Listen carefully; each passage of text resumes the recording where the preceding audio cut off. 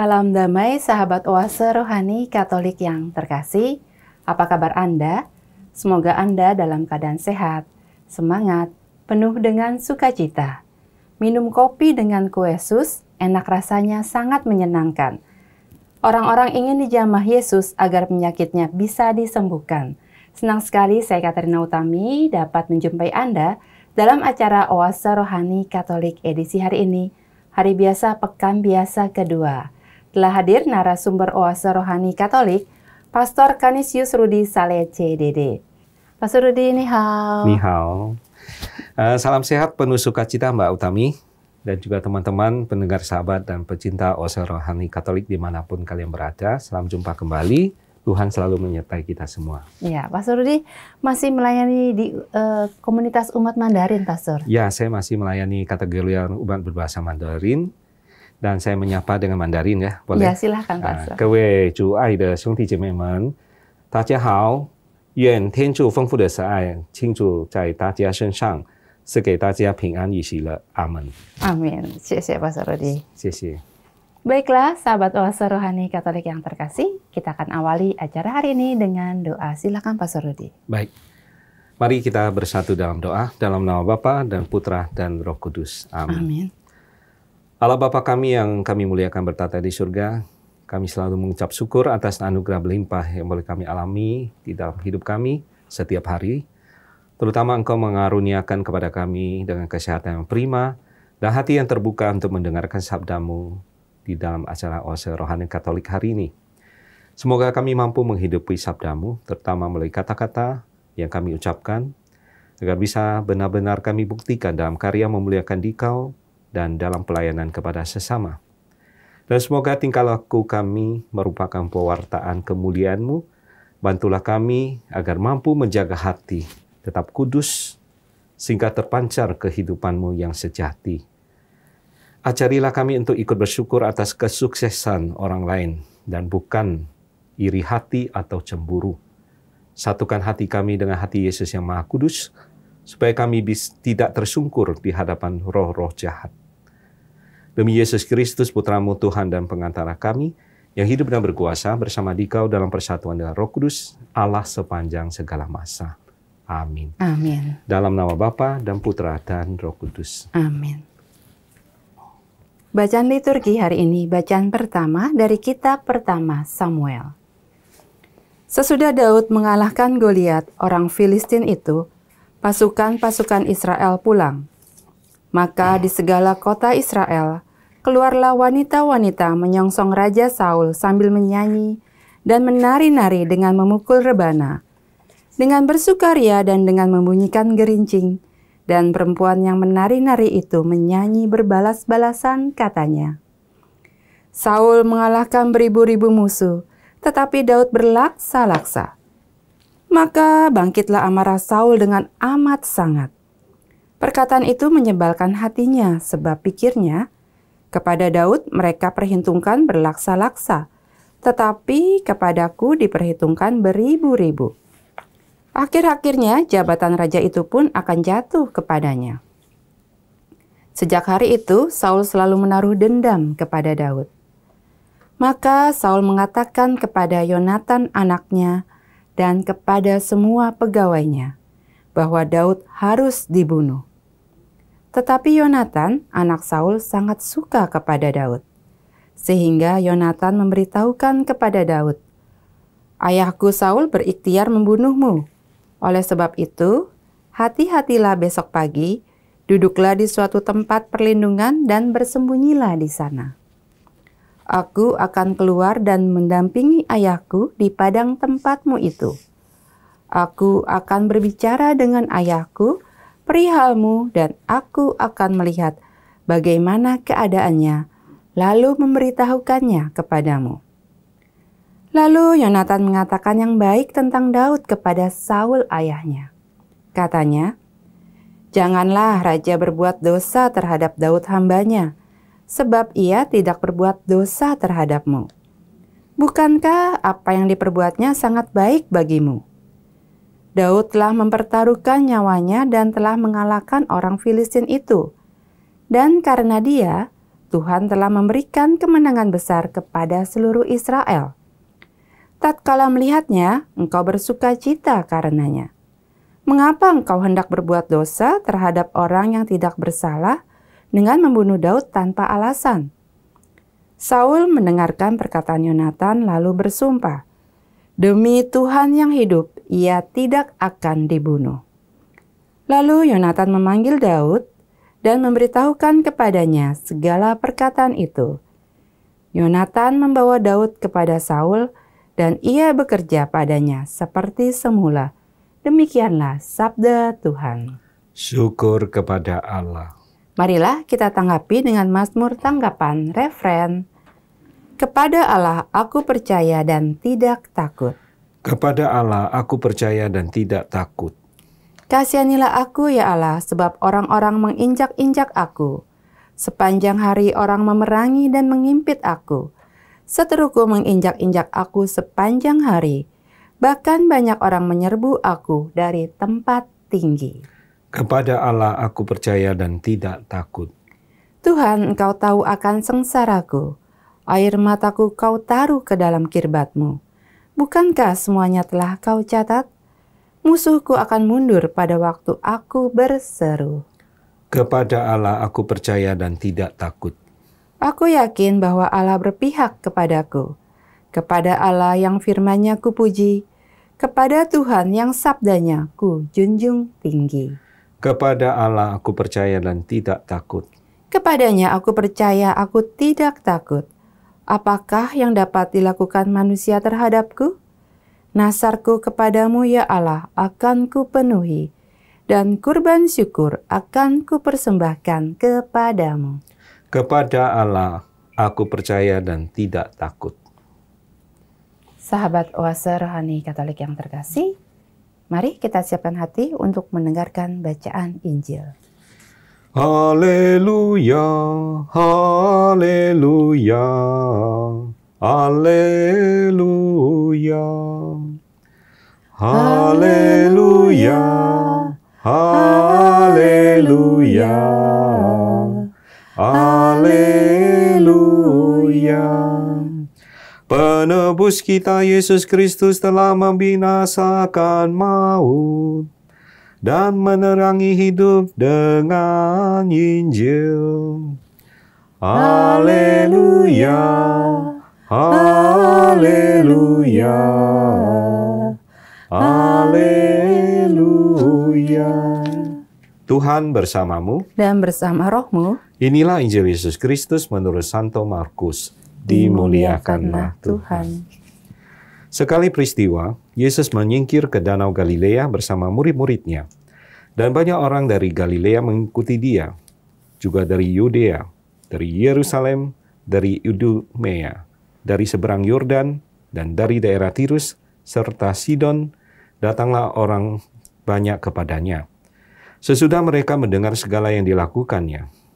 Karena orang banyak itu, Yesus menyuruh murid-muridnya menyediakan sebuah perahu baginya. Jangan sampai dia terhimpit oleh mereka.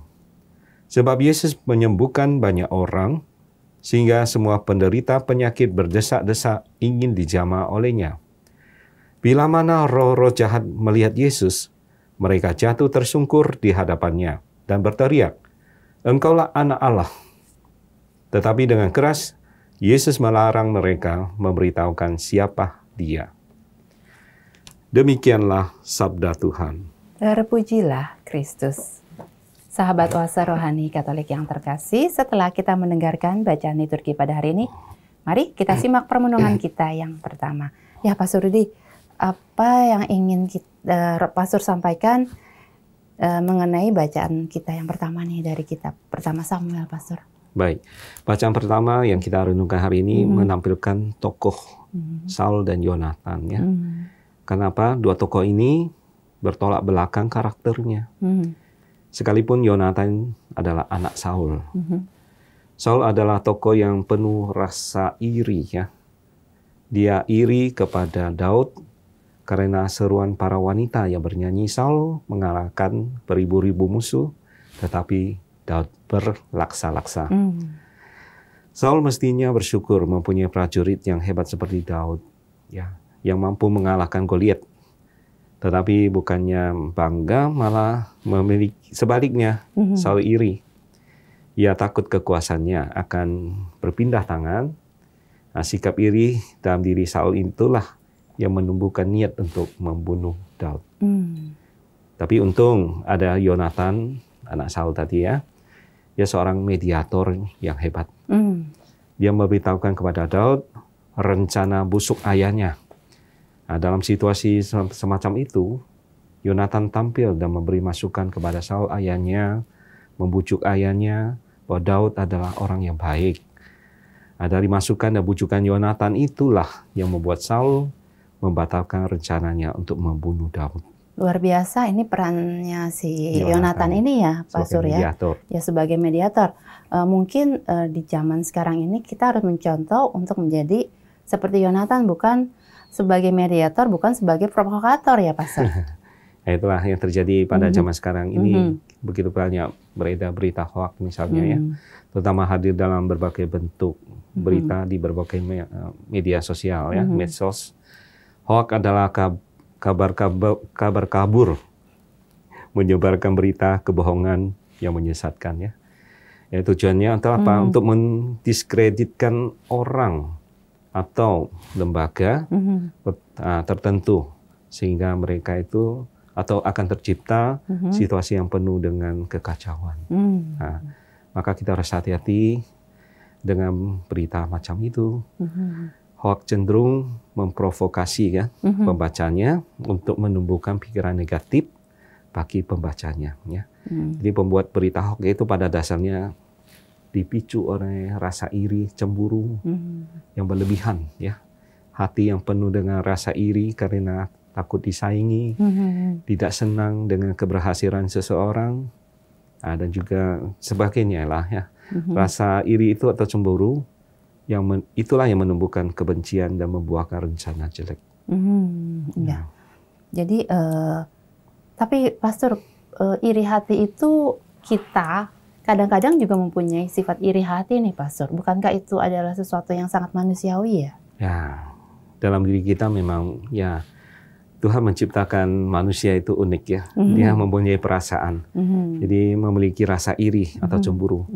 Kita lihat di manusia pertama Adam dan Hawa juga begitu ya. Nah, misalnya seorang gadis iri melihat temannya ya berpenampilan lebih cantik, lebih rapi, menawan, membuat semua orang suka padanya. Dia iri ya. Nah, di dalam keluarga misalnya ya. Ada contoh ini. Seorang ibu merasa iri kepada si anak yang lebih dekat dengan ayahnya. Pernah mengalami nggak? Mungkin si anak merasa damai dan tentram ketika bersama sang ayah. Ada alasannya. Nah, karena bersama ayahnya, si anak ini tidak pernah diomelin ya, dan malah dimanja-manja. Karena ibunya cerewet ya, Pak. Iya betul ya. Dan ayahnya selalu memberikan makanan, hadiah, sering diajak ke mall. Tapi kalau berhadapan dengan sang ibu yang cerewet tadi ya, di rumah setiap hari dia perlakukan dia dengan ya sangat bawel ya. Dia selalu dipantau lah begitu ya, tidak bebas, setiap hari diomelin. Tentu membuat si anak tidak tentram dan tidak damai, bahkan tidak betah tinggal di rumah. Jadi saya rasa sikap cemburu ada hal yang manusiawi seperti katakan tadi ya. Artinya cemburu itu sah-sah saja. Kalau hanya sekedar cemburu, bahkan sikap cemburu itu bisa memotivasi kita untuk melakukan hal yang positif. Ya. Bisa begitu ya, Pak Sur? Misalnya ya, seorang murid melihat temannya selalu mendapat nilai memuaskan di kelas. Dia pertama-tama merasa iri. Tetapi dia juga dengan melihat itu semua, dia menyadari ya, bisa menyadari iri itu terus-menerus tidak ada gunanya. Lebih baik berpikir untuk mengubah metode atau strategi belajar yang lebih baik ya. Dia membalikkan ya rasa iri menjadi suatu kesempatan untuk maju. Giat mencari literatur, banyak bertanya bila ada kesulitan dalam pelajaran, yang membuat si murid tadi semakin maju dalam studi, akhirnya bisa meraih nilai atau prestasi yang memuaskan sama seperti temannya tadi. Itu contohnya ya. Jadi iri hati juga ada yang positif ini ya. Ya. Tetapi lain halnya ya, kalau cemburu atau iri itu memicu seseorang ingin melakukan kejahatan atau mencelakakan orang lain. Nah, itu yang tidak diperbolehkan ya. Saya kira kalau rasa iri yang demikian terus kita kembangkan dan dipelihara, akhirnya akan berubah kehancuran untuk diri kita. Maka dalam hidup janganlah mudah untuk iri supaya tidak gampang terprovokasi ya. Nah, tadi di dalam bacaan pertama tadi ya, Saul memelihara sifat dengki itu seumur hidupnya. Ya, hal itu merongrong jiwanya sebenarnya ya, membuatnya jatuh dalam berbagai dosa hingga ia makin terpuruk. Sekalipun ia tahu bahwa Allah telah mengurapi Daud, menggantikannya menjadi Raja Israel, ia makin berusaha mempertahankan kekuasaannya. Dan ia makin menderita. Jadi seperti yang dikatakan dalam kitab Amsal, bab 14 ayat 30, bahwa iri hati membusukkan tulang. Nah, begitu ya. Iya, Pastor. Ada nasihat yang bisa Pastor sampaikan kepada saudara-saudari kita yang suka iri atau cemburu pada sesamanya nih, Pastor? Ya, sikap cemburu ini sebenarnya lahir dari ya ketika tidak menerima kenyataannya, serta karena tidak mensyukuri apa yang kita punya. Itu sebenarnya akar permasalahannya ya. Tidak rela menerima kenyataan dan juga tidak mensyukuri apa yang Tuhan berikan kepada kita. Kita merasa terancam karena keberadaan orang lain, atau merasa dia lebih baik dan sebagainya, lalu kita merancang berbagai kejahatan. Itu yang memperburuk keadaannya. Dan sebagai umat beriman, kita menyadari, tadi saya katakan, iri itu sah-sah saja, tapi iri yang membangkitkan motivasi untuk lebih maju ya, bukan motivasi untuk menjatuhkan atau mencelakakan orang ya. Jadi tanpa sadar kita sedang menghancurkan diri kita sendiri ya. Kiranya kita menjauhi sifat itu perlahan-lahan kalau memang agak kesulitan ya, karena sifat manusia itu sudah berakar misalnya ya. Perlu ada suatu komitmen yang besar untuk berubah. Nah, jika sudah terlanjur dengki, segera berhenti ya. Nah, seperti seorang perokok kan, untuk berhenti merokok juga harus punya niat yang besar ya, punya kemauan ya. Seperti itulah kita berjuang melawan rasa dengki dan iri dalam diri kita. Ya, terima kasih Pastor atas perenungannya di sesi yang pertama ini. Semoga kita semua dijauhkan dari segala iri dengki yang dapat menghancurkan, bukan saja menghancurkan orang lain, tapi juga bisa menghancurkan diri sendiri ya, Pastor. Ya. Makin terluka batinnya ya, mungkin semakin tidak bersyukur, tidak menyadari kelebihan talenta yang dia miliki, mungkin dia tidak sama dengan saudara-saudari yang lain, tapi dia punya kelebihan yang tidak tampak ya, yang harusnya dia gali, yang dia renungkan ya, untuk menyadari bahwa kelebihan dalam dirinya. Makanya dulu ya pernah ya, waktu suatu kali ada guru kami, waktu masih SMA ya, coba kalian tuliskan kelebihan kalian masing-masing dan kekurangannya. Aduh, susah juga melihat kekurangan untuk menuliskan. Akhirnya berpikir sesaat, saya menyadari wah kelebihan saya banyak sekali ya. Tanpa saya harus cemburu atau iri kepada teman atau dan sebagainya. Ya, gurunya bagus sekali ya dalam hal ini ya, memotivasi kami untuk menyadari bahwa dalam diri kami sebenarnya unik ya, berbeda dengan orang lain. Ya, tidak usah membanding-bandingkan. Ya. Dan membanding-bandingkan kan kita akan terjerumus pada sikap cemburu. Justru dengan melihat kelebihan kita, kita menjadi unik ya di mata kita sendiri, dan martabat kita juga semakin tinggi. Ya, terima kasih Pastor untuk permenungannya di sesi yang pertama ini. Ya. Baiklah, sahabat Oase Rohani Katolik yang terkasih, kita akan jumpa kembali di sesi yang kedua. Tetaplah di tempat Anda.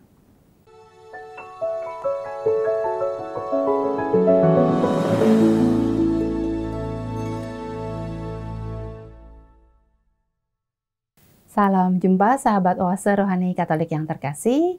Terima kasih Anda masih bersama dengan kami Oase Rohani Katolik. Sesi yang kedua masih bersama dengan Pastor Canisius Rudi Saleh CDD dan saya Katarina Utami. Bagi Anda yang ingin mengirimkan saran atau Anda ingin sharing iman, Anda dapat langsung menghubungi alamat email kami orkkaj2021@gmail.com atau langsung ke nomor telepon kami 0881 0251 33438. Sekarang kita lanjutkan permenungan kita di sesi yang kedua ini. Nah, Pastor Rudi, di sesi yang kedua ini berbicara mengenai apa nih, Pastor? Tentang Injil Markus. Tentang Injil Markus. Nah, tentang ya mukjizat yang dilakukan oleh Yesus. Ya. Jadi apa yang bisa kita gali ya dari Injil Markus yang kita dengarkan tadi? Jadi ada pepatah atau peribahasa ya yang mengatakan ada gula, ada semut. Nah, artinya manis ya. Jadi peribahasa yang bertujuan untuk apa? Untuk mengungkapkan suatu fakta bahwa orang-orang akan berdatangan jika ada suatu hal yang menguntungkan bagi mereka. Ya.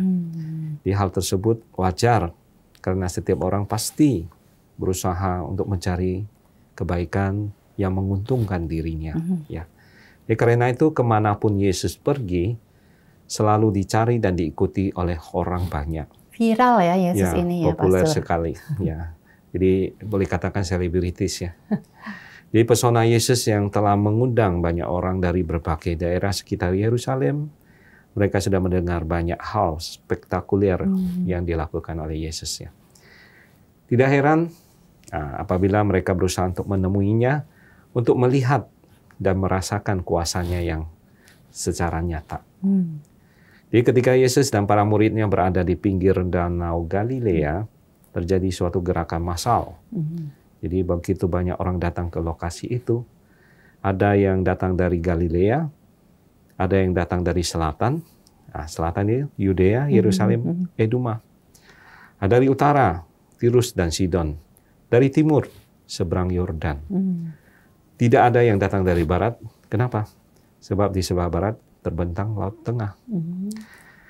Dari 3 arah mata angin ini saja, gerakan massal tersebut telah mengancam keberadaan Yesus, yakni terhimpit oleh begitu banyak orang ya yang berdesak-desakan ya ingin dijamah oleh Yesus. Maka Yesus segera menyuruh para muridnya menyediakan sebuah perahu baginya dan satu bagian kecil Yesus percayakan kepada para muridnya.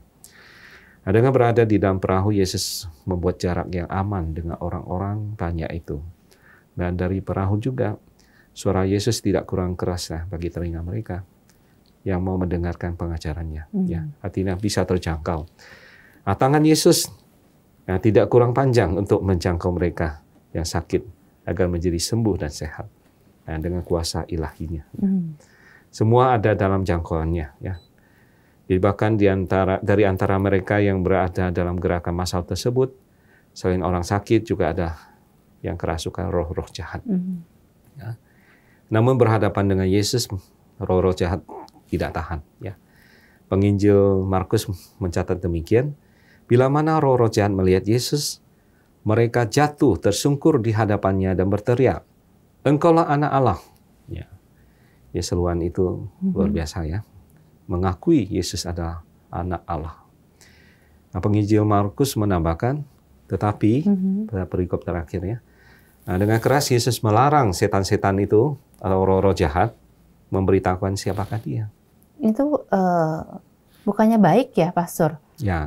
Menyatakan bahwa engkau adalah anak Allah, mengapa dilarang nih, Pastor? Oh ya, mengapa mereka dilarang? Iya, apa yang salah sih dengan roh-roh jahat itu? Padahal mengabarkannya baik ya. Jadi kalau roh-roh jahat berteriak, engkaulah anak Allah, tepat sekali mereka memandang Yesus sebagai anak Allah. Ya, mereka tidak salah, sebab Yesus memang anak Allah. Namun mereka berteriak bukan sebagai yang percaya kepada Yesus dan mengasihinya. Ya, mereka sekedar hanya berteriak, ya, sama sekali tidak mengasihinya. Ya. Nah, Yesus mengasihi manusia yang kerasukan roh-roh jahat, namun ia bersikap tegas, keras, tanpa kompromi terhadap roh-roh jahat. Kenapa? Roh-roh jahat itu yang mencelakakan manusia kan. Ya, mereka yang seharusnya dibasmi. Ya. Jadi kebenaran yang mereka teriakkan itu tidak ada gunanya sama sekali. Bertolak belakang dengan tindakan mereka kan. Kenapa harus mencelakakan orang? Tidak membawa kepada keselamatan bagi manusia yang dirasukinya. Nah, kecuali membuat manusianya menjadi lebih beriman. Itu bukan roh jahat lagi ya, Roh Kudus. Jadi saudara-saudari kita yang telah percaya kepada Tuhan Yesus, Anak Allah, nah, sebenarnya tidak perlu teriak-teriak menyerukan namanya ya. Cukup kalau kita menyerukan nama Yesus, Anak Allah, yang juga adalah Tuhan, dengan iman dan seruan itu akan menyelamatkan. Ya.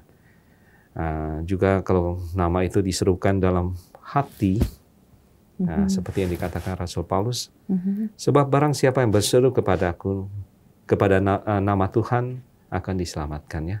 Dalam surat Rasul Paulus kepada jemaat di Roma bab 10 ayat 13 ya. Sebab barang siapa yang berseru kepada nama Tuhan akan diselamatkan. Ya, orang yang berseru dengan iman akan diselamatkan, bukan dengan berteriak-teriak semata, namun tanpa iman seperti roh-roh jahat tadi tidak ada gunanya kan. Ya, yang penting menghayati dengan iman dan percaya dan mengasihi Tuhan Yesus. Ya, Pastor.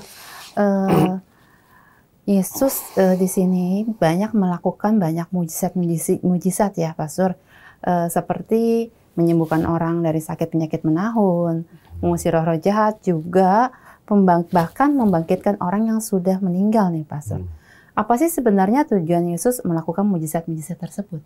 Oh ya, saya ingat dalam Injil ya, Yesus memang melakukan mujizat yang luar biasa ya. Ya, bahkan angin pun dihardiknya, bukan cuma roh-roh jahat, angin, badai topan itu. Ya, badai topan dan sebagainya ya. Alam juga dikuasainya ya. Dan saya yakin mujizat terbesar yang dilakukan Yesus adalah membangkitkan orang yang sudah meninggal. Itu kan orang yang sudah meninggal sudah tidak ada kehidupan kan. Dia mengembalikan kehidupan kepada orang yang meninggal. Saya kira ini luar biasa ya. Hanya Tuhan yang bisa melakukan itu ya, saya kira ya. Dari orang mati bisa hidup lagi ya. Kalau orang sakit bisa disembuhkan ya. Tetapi kalau orang meninggal gimana ya membangkitkannya? Itu kan suatu mukjizat yang paling besar saya kira ya. Nah, pertama Yesus membangkitkan siapa saja yang pernah dilakukan? Membangkitkan Lazarus. Ya, membangkitkannya pemuda Ninain. Terus anak perempuan dari kepala rumah ibadat ya. Ya. Hebat ya, benar. Ya benar ya. Nah, Lazarus itu memang mewakili generasi dewasa ya. Dia adalah saudara dari Marta dan Maria yang katanya sudah meninggal 4 hari. Yesus baru membangkitkannya ya. Dan yang kedua diwakili generasi pemuda ya, yang tidak disebutkan namanya. Katanya seorang pemuda Nain ya, yang ibunya seorang janda ya. Ketika jenazahnya diusung dan Yesus tergerak hati belas kasih untuk membangkitkannya. Dan yang terakhir itu kepala rumah ibadat yang orang beriman tadi, yang namanya Yairus, justru anaknya yang perempuan tidak disebutkan namanya juga, ya, mewakili generasi anak-anak. Ya. Kita melihat ya Yesus membangkitkan orang mati dari 3 generasi. Ya. Jadi perbuatan Yesus akhirnya terbukti ya, melampaui pikiran manusia ya. Yang tidak mungkin bagi manusia justru mungkin bagi Allah. Mustahil menurut kita ya, Pastor, tapi bagi Allah tidak ya. Ya. Makanya Tuhan bersabda, akulah kebangkitan dan hidup. Dan apa yang disabdakan oleh Tuhan Yesus sungguh menjadi kenyataan ya.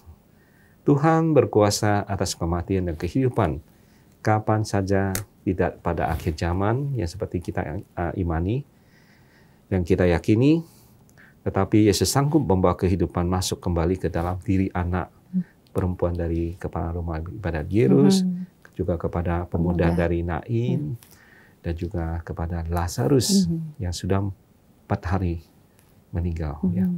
Nah, mereka menjadi hidup kembali.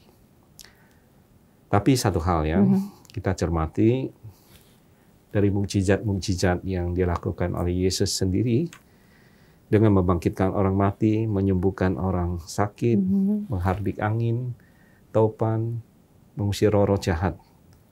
Sebenarnya itu semua bukan menjadi misi utama ya dari kedatangan Yesus ke dunia, mewartakan Injil, mewartakan jalan keselamatan. Ya. Kalau bukan misi utama, lalu apa tuh, Pastor?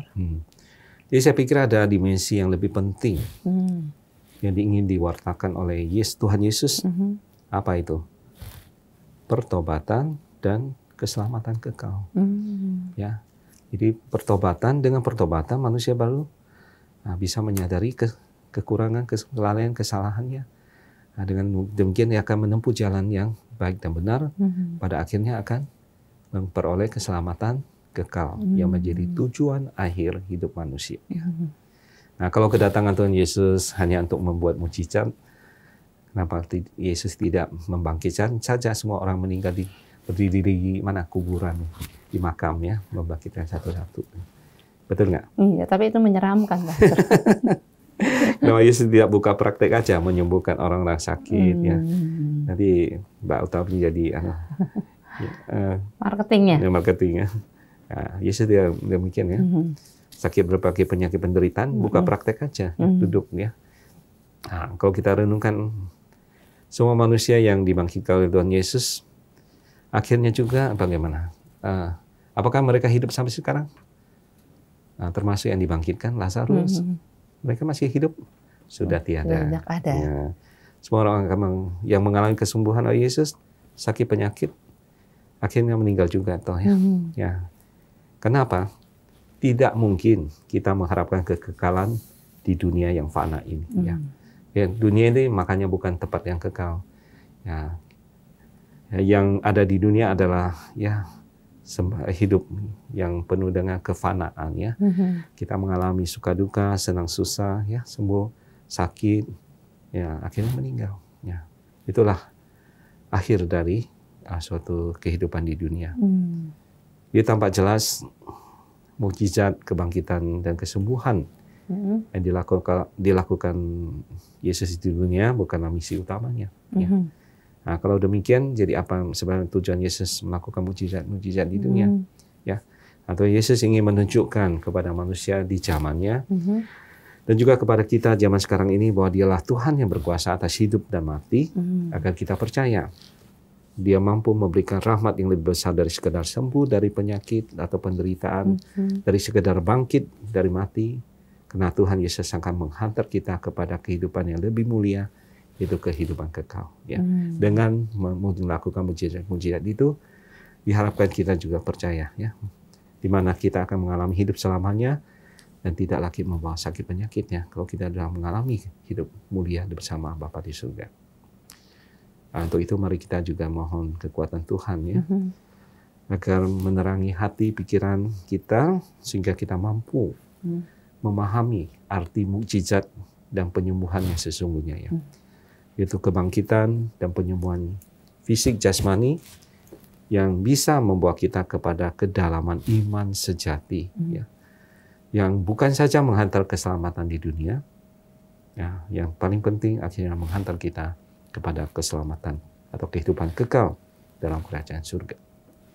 Ya, Tuhan Yesus memberikan mukjizatnya karena Ia sayang dan ingin menyelamatkan umat manusia, ya. Bukan hanya sekedar untuk memperlihatkan trik demi kebesaran namanya, ya, seperti tukang sulap gitu, ya. Yesus menggunakan kuasa yang datangnya dari Allah dan Ia berkuasa atas segala hal yang baik, manusia, alam, ya, bahkan yang tidak terlihat semuanya. Dan Tuhan Yesus punya kuasa untuk menyembuhkan, menenangkan, dan memulihkan, ya. Yang menggunakan kuasa untuk menjaga kita, anak-anaknya. Tetapi semua yang tercantum di sini telah dicatat supaya kamu percaya bahwa Yesuslah Mesias, Anak Allah, dan supaya kamu oleh imanmu memperoleh hidup dalam namanya. Ya. Amin. Amin. Ya, Pastor, sebelum kita menutup acara kita pada hari ini, ada kesimpulan yang ingin disampaikan kepada sahabat Oase Rohani Katolik. Baik, ya, dari bacaan-bacaan kita renungkan hari ini, kita melihat keberhasilan seseorang yang menjadi buah dan perjuangannya, sumber kebahagiaannya justru sering menjadi sumber iri hati bagi orang lainnya. Nah, tidak bisa kita pungkiri. Nah, dalam bacaan pertama ada Saul iri hati dengan Daud yang berprestasi, ya. Dia dipuji karena kemenangannya atas Goliat. Nah, Raja Saul berikhtiar membunuh Daud, namun dibatalkan oleh bantuan mediasi oleh Yonatan, ya, putra Saul sendiri. Iri hati adalah penyakit hati manusia yang memutuskan dirinya dari kebahagiaan. Betul ya, kalau kita menyimpan keirian cemburu, tidak tenang ya, tidak bahagia ya. Betul ya? Kesel terus pasti. Nah, dari sesama ya. Jadi ada suatu hambatan ya. Dalam hati kita. Jadi iri hati adalah karya roh jahat. Ya. Roh jahat bisa menguasai hati, jiwa, dan roh manusia dengan buah-buah jahat. Antara lain dengan menumbuhkan rasa iri hati. Di roh jahat itu bisa juga menguasai badan manusia. Karena itu dalam bacaan Injil Markus hari ini, Yesus mengusir roh jahat dan menyembuhkan secara fisik orang yang dicengkramnya. Ya. Walaupun dia sempat memuji Yesus, engkau anak Mesias, anak Allah, tapi hal itu tidak menggugah hati Yesus karena roh jahat sudah mencelakakan orang, tidak mempunyai daya ilahi menyembuhkan orang, malah mencelakakan orang. Nah, Yesus sukses menyembuhkan banyak orang sakit dan membuat tersungkur roh-roh jahat.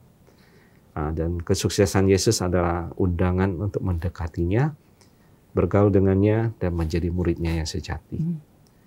Dengan itu kita belajar untuk menjadi orang yang berbesar hati, dengan bercermin kepada kebesaran orang lain dan kebesaran Tuhan sendiri. Nah, kita mohon kepada Tuhan agar Tuhan Yesus mengajar kita untuk bersyukur atas kesuksesan orang lain ya, bukan artinya melihat orang sukses jadi marah, iri dan sebagainya. Nah, satukan hati kita dengan hati Yesus yang Maha Kudus supaya kita tidak tergoda, tidak tersungkur di hadapan roh-roh jahat yang justru mencelakakan kita. Amin. Amin. Terima kasih Pastor Rudi untuk permenungan hari ini. Semoga kita semua yang mendengarkan apa yang disampaikan oleh Pastor Rudi itu menjauhkan diri kita dari sifat iri hati dan dengki. Ya. Baiklah, sahabat Oase Rohani Katolik yang terkasih, kita akan tutup acara hari ini dengan doa dan berkat kasih karunia Allah melalui Pastor Rudi. Baik saudara-saudari, mari kita kembali bersatu di dalam doa. Dalam nama Bapa dan Putra dan Roh Kudus. Amin. Allah Bapa yang Maha Baik, kami kembali bersyukur kepadamu atas segala penyertaan bimbinganmu di dalam menghayati sabdamu melalui acara sahabat Oase Rohani Katolik.